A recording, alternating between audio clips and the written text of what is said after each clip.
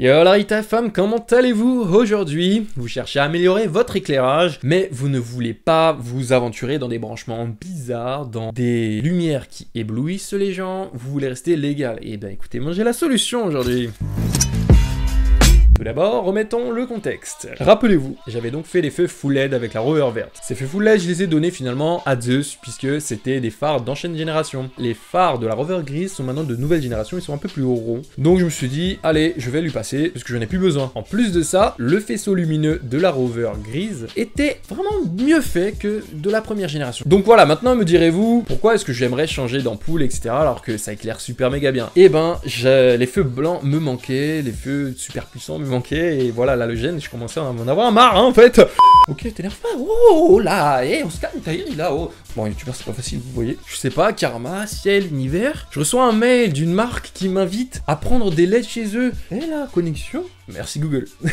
Et donc voilà, une marque m'a contacté, m'a envoyé des ampoules LED de feu de croisement plus feu de route, puisque la rover c'est une ampoule qui fait les deux. Et ben j'ai dit oui. Et oui, mesdames et messieurs, je suis youtubeur. Et avant de commencer, n'oubliez pas d'aller jeter un œil sur mon Utip. C'est donc le moyen pour vous de me soutenir, c'est totalement gratuit. Vous regardez une pub tout simplement, et bah ça me fera super plaisir. Petite parenthèse pour ceux qui aiment mes vidéos voyage. Vous êtes quelques-uns à m'avoir demandé quel était mon matériel, comment est-ce que je montais mes vidéos, etc. etc. Enfin, j'ai ouvert également une page sur tuto.com qui me permettra de faire des cours.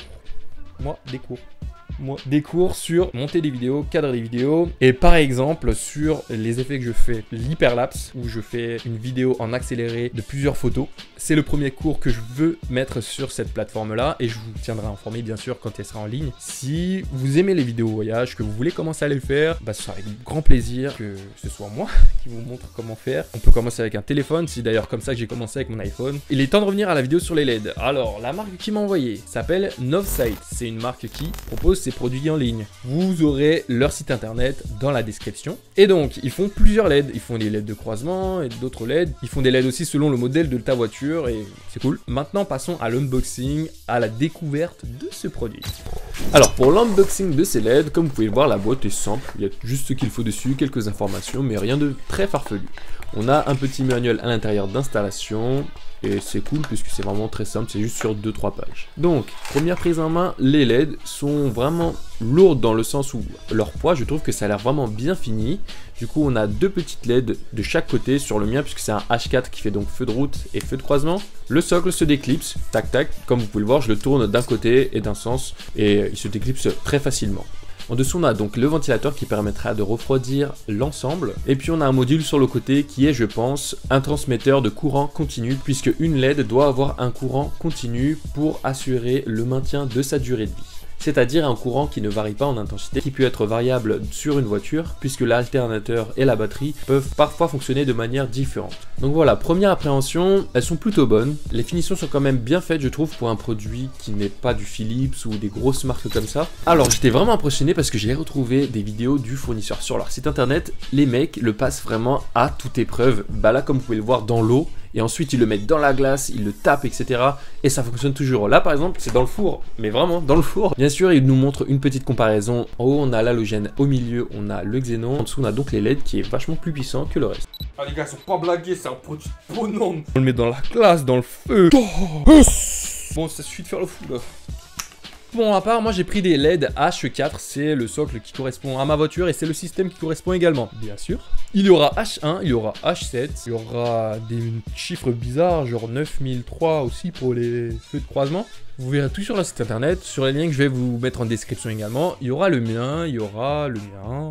Le truc, et pourquoi j'ai vraiment eu envie de faire cette vidéo pour vous les gars, c'est qu'ils promettent que le faisceau lumineux ne se diffuse pas comme toutes les autres LED et qu'en fait le faisceau soit hyper bien concentré comme un halogène de base. Du coup, qu'il n'éblouisse personne. Là, je me suis dit, il y a quand même un truc à faire en vidéo. Pour l'installation, c'est simple. Il y a le socle à déclipser de l'ampoule et j'ai même l'impression que c'est plus simple que les ampoules d'origine puisque on a juste à mettre d'abord le socle puis on met l'ampoule par derrière et ça glisse tout seul, pac clac, on le tourne, ça clipse. Ensuite, ça se branche sur les branchements d'origine et franchement, je pourrais le faire sans les mains, sans les yeux. Tahiri, c'est techniquement impossible de le faire sans les mains et sans les yeux. C'est ok pour nous pour la présentation. Il est maintenant de passer à la pratique et de voir ce que cela donne sur route. Allons-y. Allez. Alors voici l'éclairage d'origine, donc on a halogène, on a l'habitude, c'est jaune, voilà, rien à dire de plus. Pour l'installation, c'est simple, on enlève le socle, puis on insère la LED juste après, comme dans la vidéo où j'ai installé les feux full LED. Petite particularité par contre pour celle-ci, si vous voyez que le faisceau est un peu bizarre et que c'est vers le haut, faites un tour et vous voyez que le faisceau revient à sa place, puisqu'en fait il y a un sens d'installation sur ces LED là. Donc voilà, ça change déjà tout de suite. Là, le LED est super blanc, les feux sont beaux, c'est exactement ce que j'adore, comme vous le savez. Pour l'éclairage, c'est du LED. Comme on le connaît bien, c'est donc instantané. Voici quelques tests. L'éclairage est donc de 0,1 seconde ou même moins. Alors un test dans ma rue, ça éclaire super bien.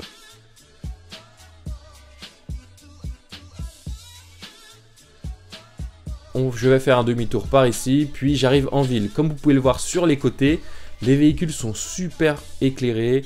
Donc voilà, au niveau de l'intensité, on n'est vraiment pas déçu. C'est du LED, donc pas de surprise.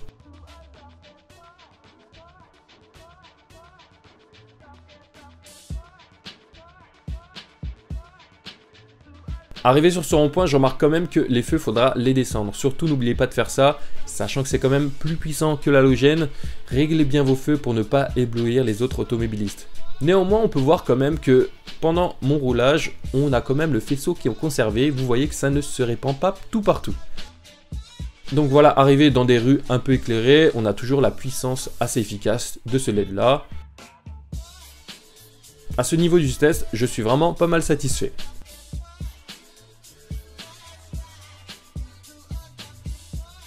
J'ai pu trouver une rue avec zéro éclairage, ce sera un test parfait pour ces LED là. On peut le voir, je vais les éteindre pour voir vraiment l'obscurité comme vous pouvez le voir. Puis je vais alterner entre feu de route et feu de croisement et on voit vraiment super loin. À ce moment là, je suis vraiment super satisfait et franchement rien à dire. De l'autre côté donc, voilà, j'éteins les feux, on voit plus rien. Ici donc je me suis mis devant un mur, comme vous pouvez le voir, on a le faisceau d'origine qui est conservé, les deux lignes là qui vont sur le côté. Et là je fais une comparaison avec les LED que mon père avait installés sur sa voiture, on peut le voir que le faisceau n'est pas conservé comme le mien.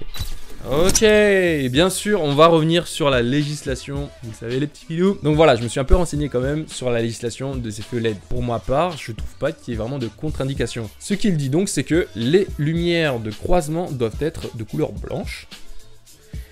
Du coup, non, vraiment c'est tout. Et là, je me suis dit, ouais, bon, on va voir par rapport à la législation sur les xénons. Tant qu'à faire, ils sont plus puissants que les halogènes, on va voir. Donc, pour les xénons, du coup, ce qu'il faut, c'est toujours, quand on met les xénons, des correcteurs d'assiette. Le correcteur d'assiette, c'est ce qui permet au faisceau et à, en fait, le phare de la voiture de baisser son faisceau. Bon, attendez, je vais utiliser mes deux mains. La voiture est là. Et ça, c'est le faisceau. Voilà, j'utilise mon dos, c'est peut-être mieux. Le correcteur d'assiette, lui, permet donc à la voiture, par exemple, elle monte un dos d'âne, tac, bah le faisceau, il est censé donc éblouir les gens. Et le correcteur d'assiette, lui, va descendre le feu, tout simplement. Et ouais. Et donc, quand la voiture va revenir à sa position normale, tac, il va remonter le faisceau. Exactement. Et pareil, quand on va descendre, bah quand on va descendre, il reste normal en fait. Donc voilà, le correcteur d'assiette permet de ne pas éblouir les autres usagers. Donc pour moi, si on prend l'équivalence d'intensité d'éclairage avec l'halogène, c'est ok. Souvent, c'est donc du 35 watts. Donc si on reste sur du LED 35 watts, pour moi, c'est ok.